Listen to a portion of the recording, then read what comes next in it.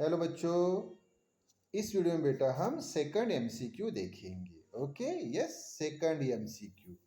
तो क्या है बेटा सेकंड एमसीक्यू? सेकंड एमसीक्यू क्या है ये हम देखेंगे।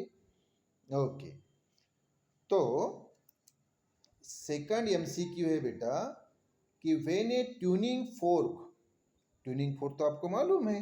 हाँ, मैंने बताया है कई बार कि इस प्रकार से ये ट्यूनिंग फोर्क होता है, लाइक दिस। यस, तो ये जो है बेटा ये वाले ये होते हैं उसके दो प्रॉन्ग्स। ओके, और ये बेटा उसका स्टेम यानी हैंडल। ओके, ये स्टेम को हम ऐसे हाथ में होल्ड करते पकड़ते हैं और ये दो प्रॉन्ग में से किसी एक प्रॉन्ग को हम रबर कॉर्क के ऊपर ऐसा स्टक करते, धीरे से मारते हैं। तो ये प्रॉन्ग और ये प्रॉन्ग दोनों क्या होते हैं बेटा? वाइब्रेट होते हैं। क्या होते हैं? वाइब्रेट होते हैं, है ना। कैसे वाइब्रेट होते हैं? ये इस प्रकार से वाइब्रेट होते हैं, इस प्रकार से ये वाइब्रेट होते हैं। ये जैसे O2A, A2O, O2B, B2O। और ये वाला भी वाइब्रेट होता है उसी प्रकार से, ये O2A, A2O, O2B, B2O, है ना। हाँ, तो ये वाइब्रेट होते हैं बेटा। ओके, अब प्रॉब्लम क्या बोल रहा है ये हम देखते हैं। क्या कि व्हेन ए ट्यूनिंग फोर्क, जब एक tuning fork produces sound waves, जब वो साउंड वेव्स तैयार करता है। हाँ, ये देखो वाइब्रेट हो रहा है O2A, A2O, O2B, B2O। ये भी वाइब्रेट हो रहा है O2A, A2O, O2B, B2O। ये वाइब्रेट हो रहा है कि नहीं? Yes, yes. तो उस वाइब्रेशन के कारण, इस वाइब्रेशन के कारण क्या होता है कि साउंड वेव्स तैयार होती है। कहा? इन एयर, एयर में। अच्छा, तो which of the following is same in the material of tuning fork as well as in air? तो देखो बेटा, ये ट्यूनिंग फोर्क जो है वो मेटल से बना होता है। ट्यूनिंग फोर्क किससे बना रहता है बेटा? मेटल से। जैसे कि स्टील है, स्टील यानी एक प्रकार से आयरन। अच्छा, तो ये स्टील से बना हुआ है, यानी एक मटेरियल है।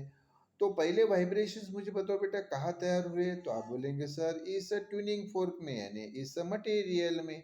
और ये फिर जो वेव्स है, ये साउंड वेव्स फिर कहाँ गई? तो आप बोलेंगे सर फिर ये एयर में गई।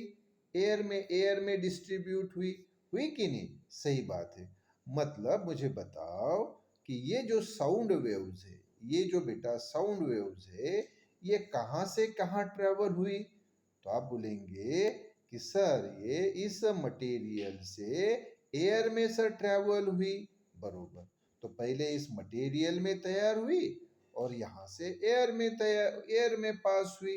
तो हमें प्रश्न पूछा है कि व्हेन ए ट्यूनिंग फोर्क, जब एक tuning fork produces sound waves तैयार करता है। कहा? एयर में। हाँ, मतलब इस मेटल से एयर में पास हुई और एयर में साउंड वेव्स तैयार हुई। तो which of the following is same? तो इसमें से कौन सी क्वांटिटी सेम रहती है in the material of tuning fork, ये ट्यूनिंग फोर्क के मटेरियल में, एज वेल एज एयर में। तो कौन सी क्वांटिटी सेम रहती है ये हमें पूछा है।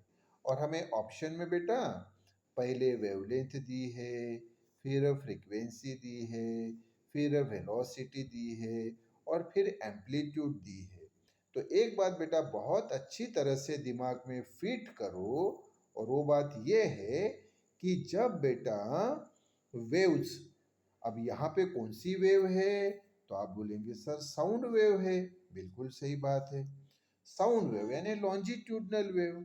तो चाहे लॉन्जिट्यूडनल वेव हो यानी साउंड वेव, या चाहे ट्रांसवर्स वेव हो यानी लाइट वेव, कोई भी वेव रहे, अगर वो एक मीडियम से दूसरे मीडियम में ट्रेवल हो रही है तो उसकी जो ये फ्रीक्वेंसी है बेटा, ये कांस्टेंट रहती है, चेंज नहीं होती। आप बोलेंगे सर ये फ्रीक्वेंसी यानी क्या? ये तो मैंने आपको कई बार बताया। The number of vibrations completed in 1 second, 1 second में जितने वाइब्रेशंस यानी ऑसिलेशंस कंप्लीट होते हैं उसको बोला जाता है फ्रीक्वेंसी है। ओके, उस वेव की, जैसे यहाँ साउंड वेव यानी लॉन्जिट्यूडनल वेव है। तो साउंड वेव जो है बेटा, अब यहाँ ध्यान दो कि मुझे पहले ये बताओ कि ये वेव कहाँ से कहाँ ट्रेवल हुई। तो आप बोलेंगे सर पहले तो इस मटेरियल में तैयार हुई और फिर यही सर ये एयर में ट्रांसफर होने लगी। एयर दूसरा मीडियम, तो पहला मीडियम कौन सा? तो आप बोलेंगे सर ये मटेरियल जैसे कि स्टील। और फिर दूसरा मीडियम कौन सा? तो सर ये एयर, एयर में ट्रैवल हो रही है। यस, तो हमें प्रश्न वही पूछा कि भाई जब ये साउंड वेव एक मीडियम से दूसरे मीडियम में ट्रेवल हुई, एक मीडियम यानी पहला मीडियम कौन सा? ये स्टील है, और दूसरा कौन सा? ये एयर।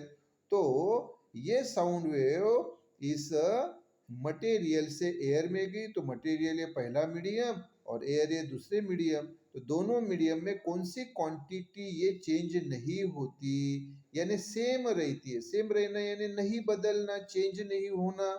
तो वो कौन सी क्वांटिटी बेटा? फ्रीक्वेंसी वो क्वांटिटी है, फ्रीक्वेंसी वो क्वांटिटी है जो कांस्टेंट रहती है यानी सेम रहती है दोनों मीडियम के लिए। दोनों मीडियम के लिए, पहला ये मीडियम यानी स्टील, दूसरा ये मीडियम यानी एयर।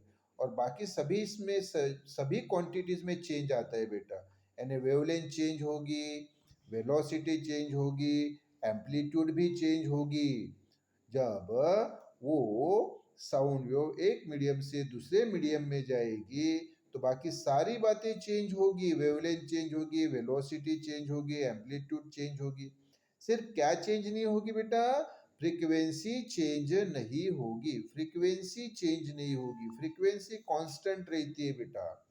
तो ये है उसका आंसर। तो ये हमेशा बिल्कुल दिमाग में फिट रखो बेटा कि जब कोई भी वेव, चाहे साउंड वेव हो या लाइट वेव हो, यानी लॉन्जिट्यूडनल वेव हो या ट्रांसवर्स वेव हो, जब वो एक मीडियम से दूसरे मीडियम में ट्रैवल करती है तो उसकी फ्रीक्वेंसी ये कांस्टेंट रहती है और बाकी सारे टर्म्स जैसे कि वेवलेंथ, वेलोसिटी, एम्पलीट्यूड ये चेंज होते हैं। ओके, तो राइट ऑप्शन कौन सी है बेटा? फिर राइट ऑप्शन है बी। चलो मैं आपको आंसर पे लेके आता हूँ फिर। चलिए, तो आंसर पे यही जो अभी मैंने आपको बात बताई बेटा, ओरली बताई, वही अभी मैं आपको फिर से डिटेल में बताता हूँ। तो बरोबर जरा ध्यान दीजिए। यस, तो ये उसके आंसर पे है बेटा। हम क्या है फिर सेकंड का आंसर? देखो सेकंड का आंसर कि व्हेन लॉन्जिट्यूडनल वेव और ट्रांसवर्स वेव, कोई भी वेव रहे, चाहे लॉन्जिट्यूडनल रहे या ट्रांसवर्स रहे, travels from one medium to another, जब वो एक मीडियम से दूसरे मीडियम में ट्रेवल करती है, जैसे कि अभी जो ट्यूनिंग फोर्क में कहाँ से कहाँ ट्रेवल हुई, तो आप बोलेंगे सर वो मटेरियल से, जैसे कि स्टील से एयर में ट्रेवल हुई, they frequency of the wave remains the same, frequency ये सेम रहती है यानी कांस्टेंट रहती है इन बोथ द मीडियम, दोनों ही मीडियम में।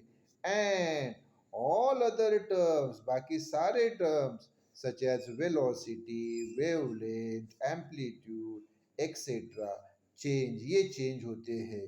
सो the right option is B, right option B है। ओके बेटा, तो ये हमारा सेकंड एमसीक्यू हो गया। अभी हम थर्ड इसमें अगले वीडियो में देखेंगे। ओके बेटा।